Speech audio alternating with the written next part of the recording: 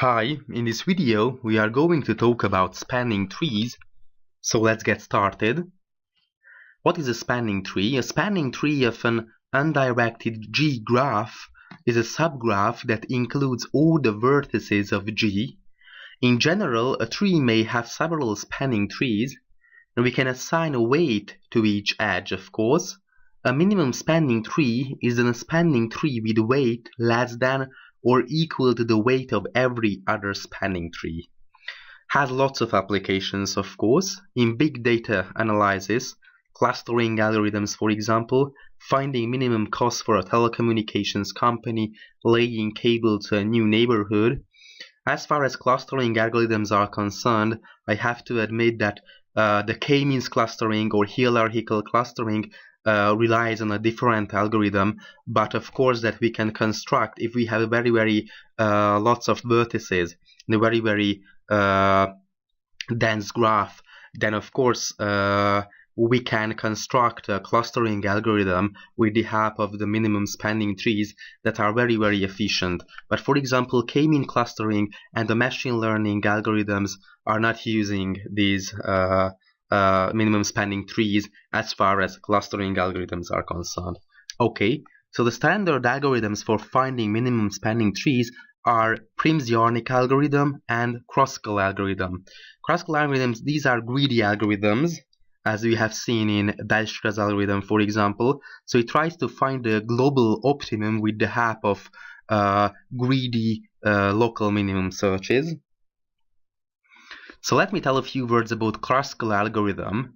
We sort the edges according to their edge weights. We can do it, or it can be done in ordo n log n time complexity with merge sort or quick sort, or we have seen so far that heap sort has a n log n time complexity, so we can done it very quickly. Or if you are familiar with, for example, radix sort, the string sorting algorithms, we can do it even in linear time complexity. And of course, Kruskal algorithms relies heavily on this sorting algorithm. Union find data structure, it's very important. It is the disjoint set. We are going to see the illustrations that it's very important that we have to detect cycles, whether adding a new edge will form a cycle or not.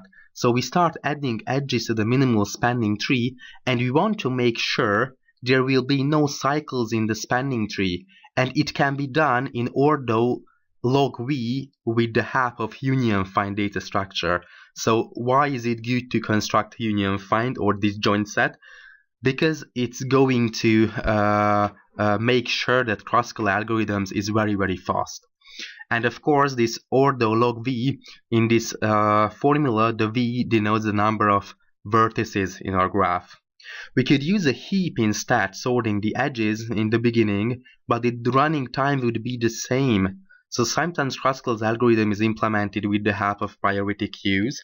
We see that, for example, min heap, we have to construct a min heap, and the root node will be the and if we construct this priority queue according to the edge weights, then the root will be the edges or the edge with the minimum weight, and that's what we need.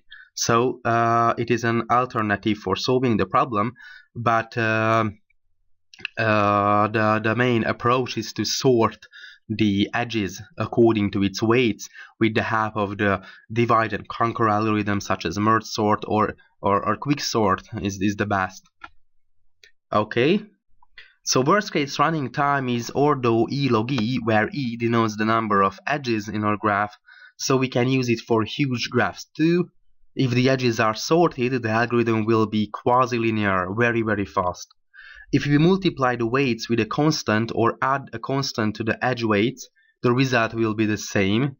In physics, an invariant is a property of the system that remains unchanged under some transformation. I'm qualified as a physicist, so I'm interested in these kinds of symmetries. And if you consider, or we can come to the conclusion that lots of for example, energy law can be reduced to symmetries. So these invariant properties are very important in nature. But anyways, in the Kruskal algorithm, edge weights are invariant under the transformation of these weights, addition and multiplication. Yeah. So let's see how it operates. We have 1, 2, 3, 4, 5 points and 1, 2, 3, 4, 5 edges, each with different edge weights, and we want to construct a minimum spanning tree. We sort the edges according to its weight. So we start with the lowest, and the lowest weight is 2, so we keep adding it to the minimum spanning tree and have to make sure that adding this edge won't form a cycle, and it's not going to form a cycle. So we add it. Then we add the next one, which is 3. After we have sorted these edges, then the order will be 2, 3, 4, 5, and 6. So we have added 2, we can add 3 without forming a cycle. We add the next one 4, and in this situation the next one would be the edge with cost 5, but you may come to the conclusion that it may form a cycle, because if we connect 1 with node 5, then there's a cycle. So we have to skip this edge and we have to add the next one. So we added 4 and we have to add the 6, and the total cost is 15, because 2 plus 3 plus 4 plus 6 is equal to 15 units. So that's why we have to skip the edge 5. So this is Kruskal algorithm. To summarize, we have to sort the edges according to edge weights, and we have to keep adding the edges from the sorted order to the minimum spanning trees, and we have to make sure after every before adding this edge to the minimum spanning tree that we are not going to form a cycle, and it can be done in logarithmic time complexity with the help of a union, find, or disjoint set data structure. Okay. What about Prim-Yarnik algorithm? In Kruskal implementation, we build a spanning tree separately, adding the smallest edge to the spanning tree if there is no cycle. In Prim's algorithm, we build a spanning tree from a given vertex, adding the smallest edge to the MST, and this is why it's a greedy algorithm. We keep adding the edge with the smallest weight. There are two implementations, the lazy and the eager. We are going to see the illustration of the lazy implementation because it's very, very popular. It's working very, very good. Lazy implementation, add the new neighbor edges to the heap without deleting its content. It's very important. We are not updating the content of our heap. We just keep adding and adding, and it's going to get us to the right solution. The eager implementation, we keep updating the heap if the distance from a vertex to the minimum spanning tree has changed. But updating the heap can be very, very costly because it takes logarithmic time complexity to update and rebuild the heap. So the greedy approach is usually the best. So the average running time is ordo E log E, but we need additional memory space ordo E.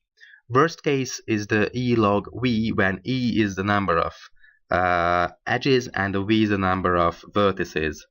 So let's see how it operates. We start from a given vertex, for example the 1, and we consider the edges. We have edge 2, edge 5, edge with weight 2, edge with weight 5, edge with weight 6, and we keep adding the one with the lowest weight, which is 2. And we are not updating the heap. So in this situation, the heap consists of we keep popping the edge with 2, so it's not consisting anymore, but the edge with weight 5 and edge with weight 6 are still in the heap. And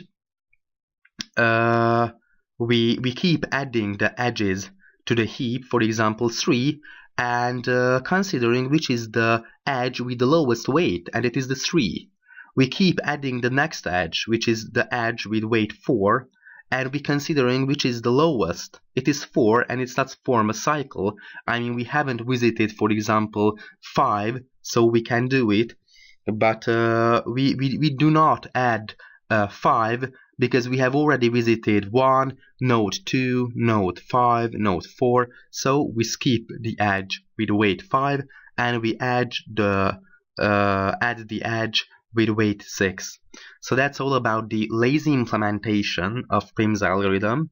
And finally, let me consider how Prim's VS versus Kruskal algorithm when to use these algorithms. Prim's algorithm is significantly faster in the limit when you've got a really dense graph with many more edges than vertices. In these situations, Prim's algorithm is very, very fast, especially the lazy implementation. Kruskal performs better in typical situations, sparse graphs, because it uses simpler data structure. It's very important that Kruskal uses very simple data structures. Kruskal can have better performance if the edges can be sorted in linear time or are already sorted. We have I said that in this situation it's very, very fast. And Prim's better if the number of edges to vertices is very high. So that's all about the comparison of Prim's and Kruskal algorithm. Yeah, thanks for watching.